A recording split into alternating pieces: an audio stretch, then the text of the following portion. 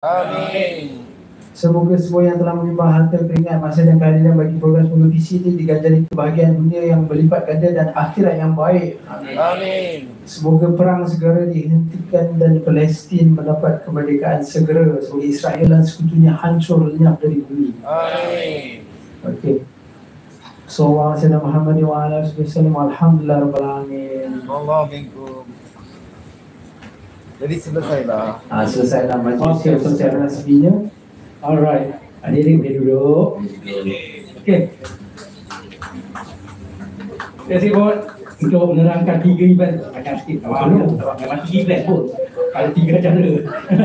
So kita terpaksa terangkan sikit. Jadi sekarang ni kita buka kepada sesi soal jawab Q&A. Jika ada.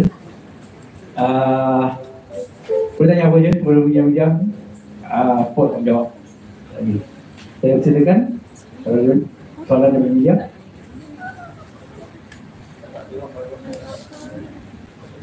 Atau kejap lagi tuan ada yang nak soal. Dia pun ada soalan. Soalan datang tak dapat peluang soal. Soal. Boleh je.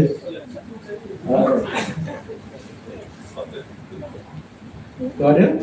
Ada soalan?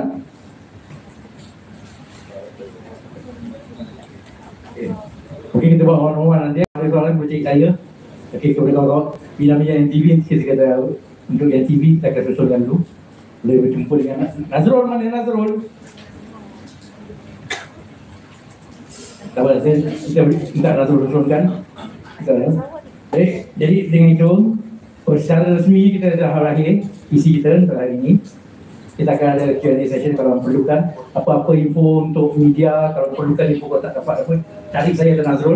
Kita akan teruskan benda itu.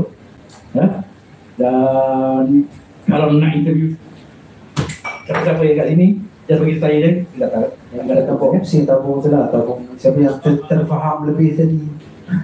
Terkan. Alright. Okay.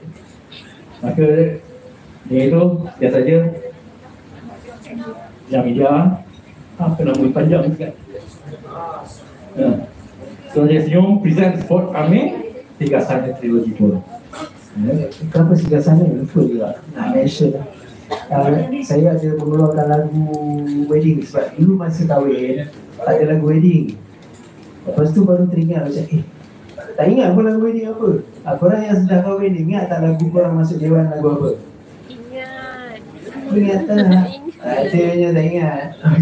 Kalau ingat pun ada yang playback lagu yang tak mendapat izin. Okay, sekarang bila saya tak ingat sebab dia berlaku pada 2019 tu lah. Saya selalu nyanyi wedding. So it's always bila dalam wedding pengantin akan saya akan tanya pengantin lagu masuk ni lagu apa. So satu pengantin ni dia macam tak tahu. Tak tahu. Apa kan? Dia cakap sama je. Kerana balik tu, so kita decided on selamanya. Sebab Belayan Jiwa is always lagu potong kek. So bila dia masuk lagu selamanya balik tu, saya fikir kenapa aku tak tulis lagunya. So jadi wujudlah lagu bernama Singgah Sana. Singgah Sana ni maksudnya dia merangkumi masa saya kahwin 26 tahun lepas. Sama juga. Sebab saya dalam kumpulan kan, kita semua sindrom kumpulan kan. Jadi kita kumpulan sama kita okey, tapi bila kita seorang-seorang alamak dia punya suspend lebih kan. So bila biasalah bila wedding malam dia ada spotlight kan. Spotlight tu kat kita. So macam aku tak ada publicist ni, aku tak ada PA. Biasanya orang akan cakap okey kau buat ni mana ni jalan ni okey, sini ni good side kau tak. Ni kita tak tahu. Jadi so I have to figure it out. Aku tak tahu nak senyum ke, nak pandang bawah ke, apa benda ni suspend je. So lagu ni seakan memberi skrip lah kepada kau buat, kau patut senyum, pegang tangan dia. Saya mainkan sekejap lagu ni. Lagu ni lah ada lagu wakaf ya. Jelas tak ada soalan, tak ada ambil gambar. Ambil gambar. Macam mana? Ambil gambar. Okey, pasang lagu lah. Pasang lagu sampai. Okey. Ayo kita sambil mendengar lagu. Kita akan jemput semua yang ada ni. Azan, lah, Zain, untuk berada di depan, untuk supaya memberi ruang pada fotografer untuk ambil gambar. Ya. Saya ingat balik hari yang pertama